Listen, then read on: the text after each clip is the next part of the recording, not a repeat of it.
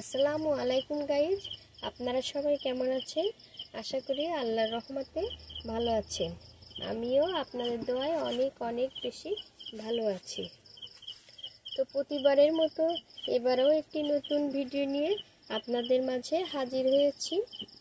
তো আজকের ভিডিওতে কি থাকছে আপনারা দেখতে থাকুন। প্রথমে একটা কড়াই আমি চুলের উপরে বসিয়ে দিয়েছি। কড়াইতে পরিমাণ মতো সয়াবিন তেল দিয়ে দিব।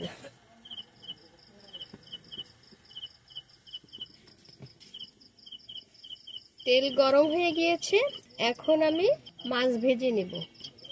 এই যে এখানে আছে জাপানি পুঁটি, তেলাপিয়া মাছ। মাছগুলো আমি আগে থেকে কুটে ভালো করে ধুয়ে হলুদ লবণ লাগিয়ে নিয়েছি। এখন মাছগুলো ভেজে নেব।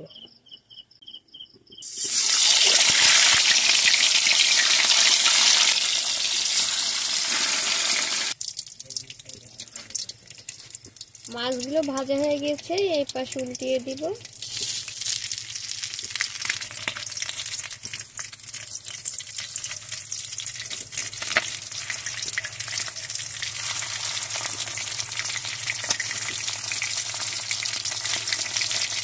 মাছগুলো আমার ভাজা হয়ে গিয়েছে, এখন নামিয়ে নেব।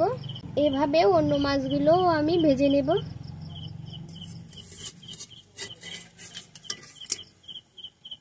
গাইজ, এই তেলের সঙ্গে আমি আরেকটু তেল দিয়ে দিয়েছি। এখন আমি আলুগুলো ভেজে নেব। সামান্য পরিমাণে হলুদ গুঁড়া দিয়ে দিব,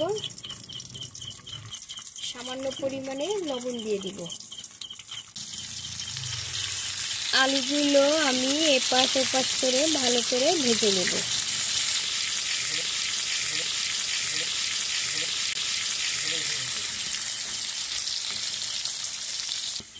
তো গাইজ, এই যে আলুগুলো আমার লাল করে ভাজা হয়ে গেছে, এই যে এখন নামিয়ে নিব। এখন আমি যেটা করব সেটা হচ্ছে এখানে আদা, পেঁয়াজ, রসুন, কয়েকটা কাঁচামরিচ বেটে নিয়েছি, দিয়ে দিব। মশলাগুলো ভালো করে নেড়ে চেড়ে কষিয়ে নেব।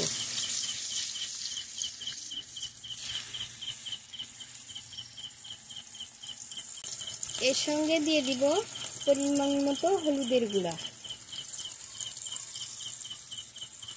দিয়ে দিব স্বাদ মতো লবণ, আর দিয়ে দিব জিরা গুঁড়া পরিমাণ মতো।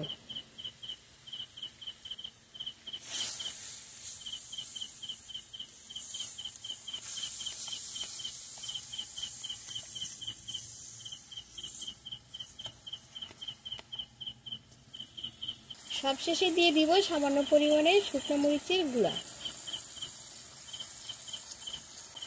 মশলাগুলো ভালো করে কষিয়ে নেব। মশলা যত কষাবো তরকারির স্বাদও তত বেশি বেড়ে যাবে। এই জন্য মশলাগুলো ভালো করে কষিয়ে নেব।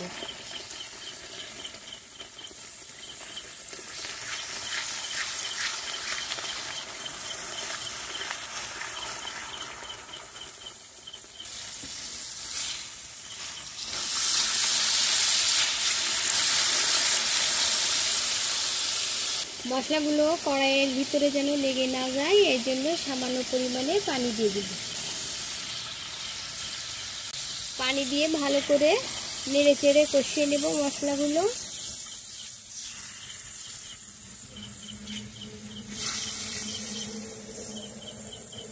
মশলাগুলো আমি ভালো করে কষিয়ে নিয়েছি, মশলা রেখে তেল ছেড়ে দিয়েছে।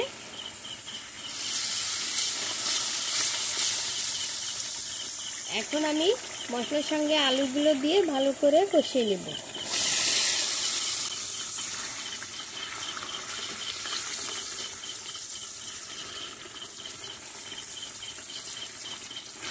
ভালো করে নেড়ে চেড়ে কষিয়ে নেব।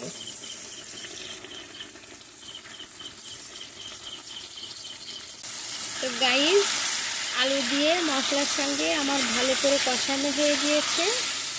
এই যে দেখুন কত সুন্দর কালার এসেছে।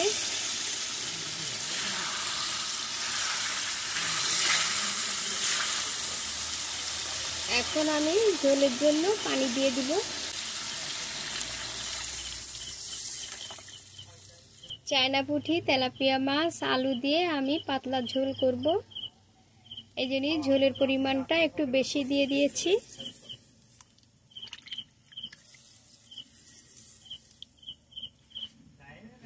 ঝোল দেওয়ার পরে ঢাকনা দিয়ে 10 মিনিট রান্না করে নিব। এবার আমি ঢাকনাটা নামিয়ে নিব। আলুগুলো ভালো করে সিদ্ধ হয়ে গিয়েছে, ভালো করে একবার নেড়ে চেড়ে দেব।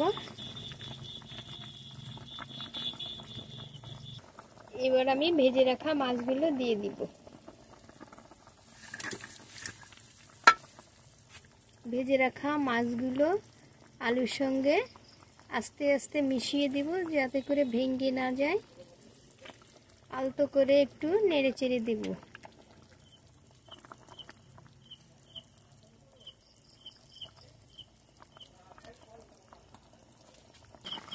তো গাইজ, হয়ে গিয়েছে আমার আলু দিয়ে চায়না পুঁটি তেলাপিয়া মাছ দিয়ে পাতলা ঝোল।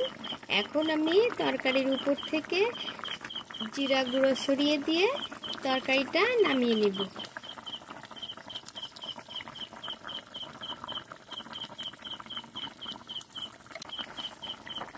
জিরে গুঁড়োটা একটু ভালো করে তরকারির সঙ্গে মিশিয়ে দিব।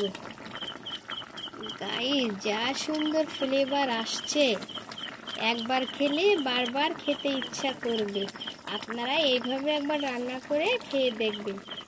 তো আমার এই ভিডিওটি যদি ভালো লেগে থাকে তাহলে লাইক, শেয়ার, কমেন্ট করে পাশে থাকবেন, সাবস্ক্রাইব করবেন। এখানেই শেষ করছি। ফিরে আসবো নতুন কোনো ভিডিও নিয়ে। সেই পর্যন্ত আপনারা ভালো থাকুন, সুস্থ থাকুন। আল্লাহ হাফিজ।